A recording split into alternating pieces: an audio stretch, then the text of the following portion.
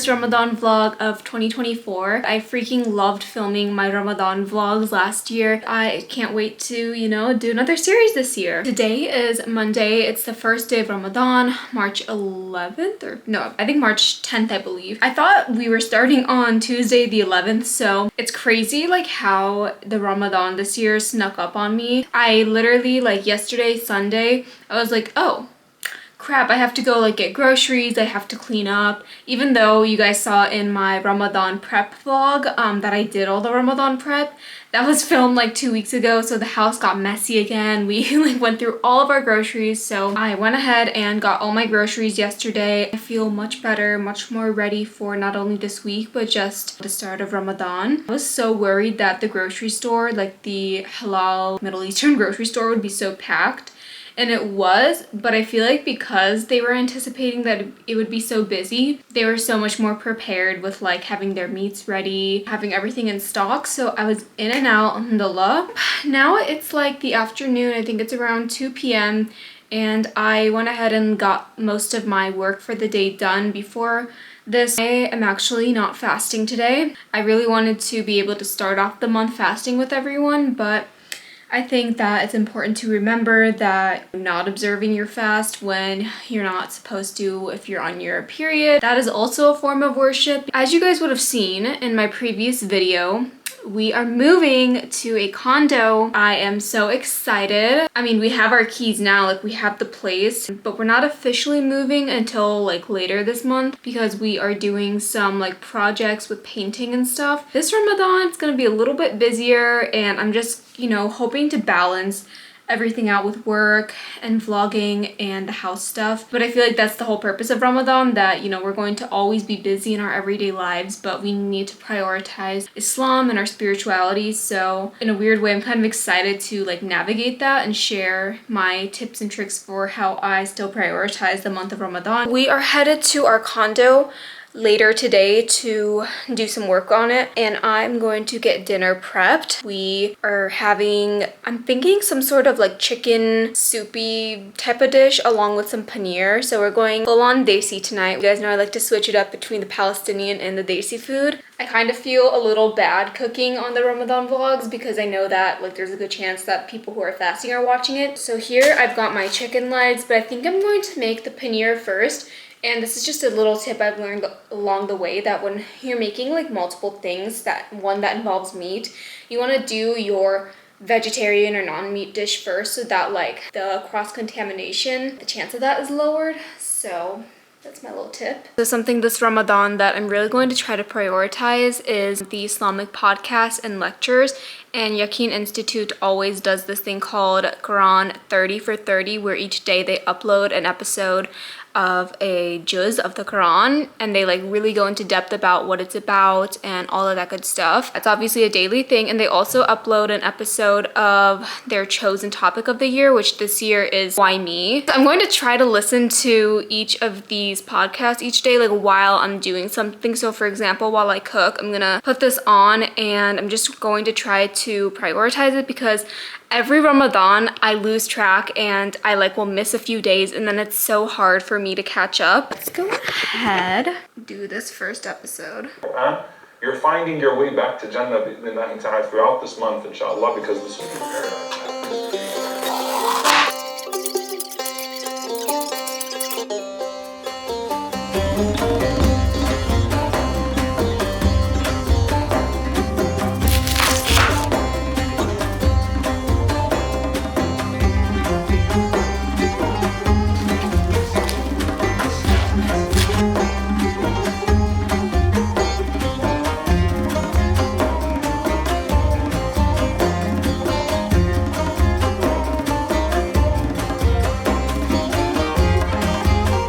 So I've got all the ingredients cut up and prepped.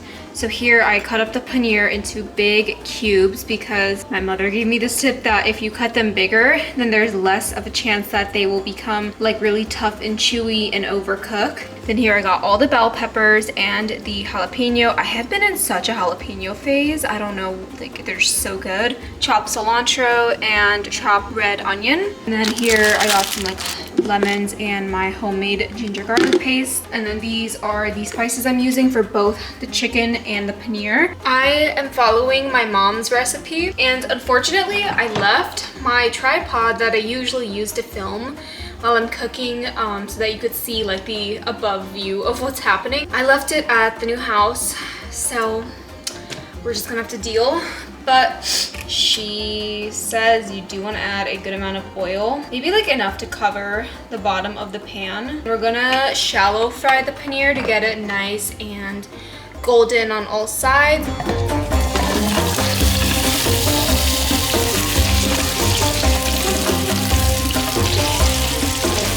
Paneer is now fried on both sides.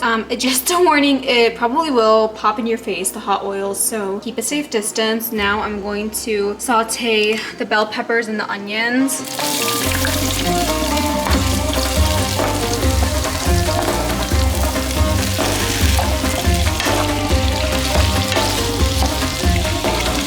Right now, to make kind of like the sauce, I wouldn't even call this a sauce, just like the last and third step of the paneer is to combine the ginger garlic paste, cumin seed, salt, chili powder, and turmeric powder. You can just see all the oil splattered. It's such a mess when you cook with oil.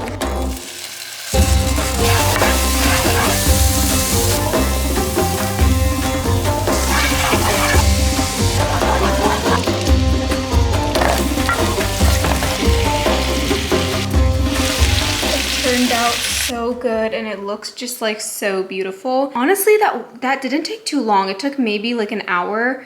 Maybe that's long to some people. I still have to do the chicken, so I'm gonna try not to like show you so much with the chicken so it doesn't turn out too long.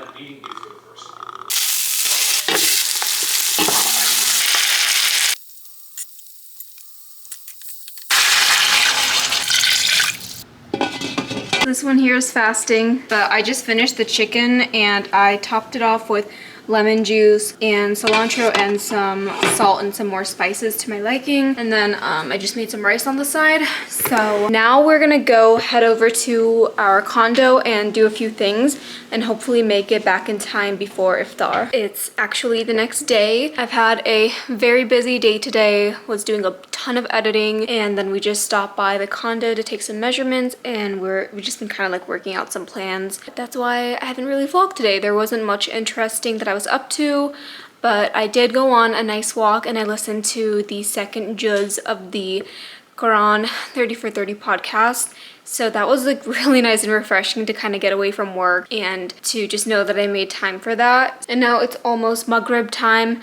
Again, I am not fasting today. I'm just glad that I cooked yesterday because I A, don't have time to cook today, and B, I'm not in the mood to cook today. But yeah, I'll just kind of take you through my evening tonight, but let me show you what I made. There's nothing like a good fruit plate or display for iftar during Ramadan. It's time. Even though I'm not fasting, I haven't eaten in a while, so it feels like I am. Have you ever had roza? What was that? It's like the rose juice drink that a lot of desis have during Ramadan. It's like rose syrup.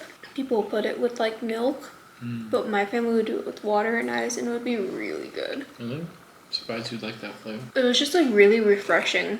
They're like subtly sweet. We would have in the summer. Guys, the peaches right now from Kroger, they've been really good. I agree. Who would have thought? A peach definitely has to be my top fruit after a mango. Those strawberries have been hitting too. If you guys didn't know, I believe it's a sunnah to eat an odd number of dates. It's like 1, 3, 5. That's always hard for me because I always only want 2. 3 is too much. How many did you have? 1. Oh, and you only put 4. No, I put 5. Oh. And I was telling Salah yesterday that having the combination of watermelon and dates and the flavors of both infusing into each other is so Ramadan, and it gives me such summer vibes like back in high school. This Ramadan for iftar, I want to try making pakoras, and I've never made them myself. I've always had them growing up, and although they're not the healthiest, the combination of the savory, crunchy friedness of the pakora with something like watermelon, it's so good. So it'll just be by itself? I would like dip it in chutney. I think my mom would mix, like, you know, the green chutney. Is that something you buy, or are you gonna make it? The chutney or the pakora? Johnny? No, I just buy it, and then you can mix it with yogurt, or you could do like hot sauce and yogurt. Did you ever have it? I had it before, but I forgot what I had it with. Like, not my mom's. I don't remember. You know, I don't understand how, like, there's so many different types of bread, and they're all the same ingredient, but they all can turn out differently. You know what I mean? I ham all these fruits.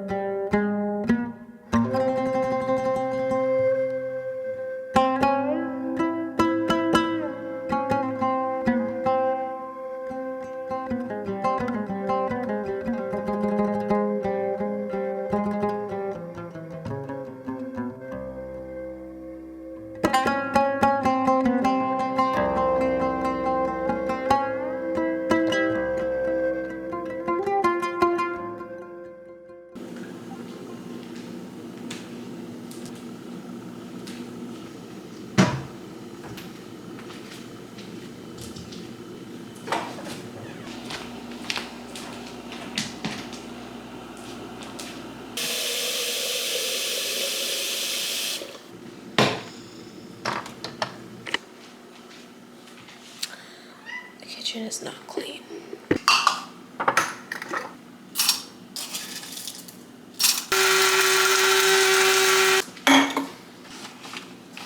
I'm going to attempt to make my proteiny collagen smoothie, and I feel so bad that I have to use a blender at this hour. I mean, it's 6, it's not that.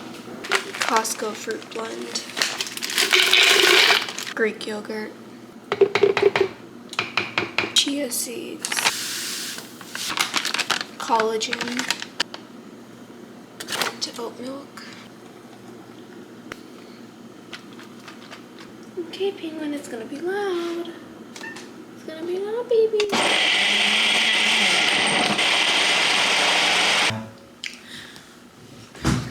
Let's see if I can finish all of my beverages without puking.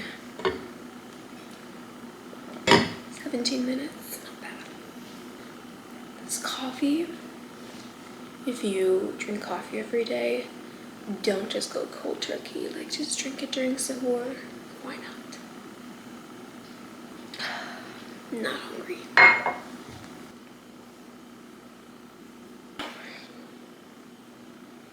I did it. I finished my beverages.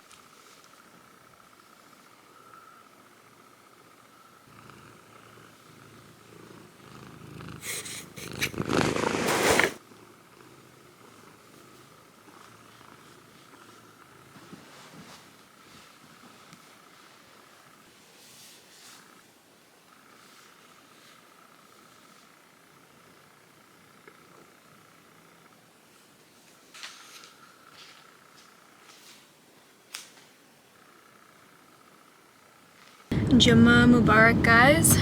It's obviously Friday and it's my first day fasting, hence why I look like a ghost. We're on the way to the masjid for Jummah. Got a cute abaya on. I got this one in Palestine, so I'm so glad I get to put all the ones I got to use. And we have an iftar tonight for our friend and my sister, and all of our friends are probably gonna be there, so I'm excited for that. And like, so far so good with the fast. I feel like it's not usually the hunger, it's just the thirst for me. And I took a nap like right before this, and every time I take a nap I wake up so thirsty, but hopefully it just goes away and I'm able to keep going. Ourselves, but one is sabr. He said this is the month of sabr, and the reward for sabr is It's a little bit later. I just got back from Jummah maybe like an hour or so ago. I just wanted to mention a couple of fundraisers that I came across in case anyone is looking for places to donate this Ramadan. And please comment down below also if you guys know of any great fundraisers. The first one is by the Sudanese American Physicians Association. Basically, it's physicians that are on the ground providing support for those who are fleeing and suffering from their homes. And yeah, the crisis in Sudan Sudan has been going on since I think last April, so it's been so long and so many people are displaced and starving. Another fundraiser is by Pious Projects. It's emergency relief aid in Gaza, so again, just providing emergency aid for all the suffering that's going on in Gaza. So I'm just going to link those down below. I want to make sure that we're all taking advantage of this Ramadan, and of course it's so important to donate during Ramadan. The benefit of donating during Ramadan is like so much more than, you know, any other time of the year. I am not sure if I'm going to vlog tonight's iftar for this video or for like the Ramadan week 2 vlog. So just in case I don't end up vlogging tonight, I really hope you enjoyed the week 1 Ramadan vlog. Bye.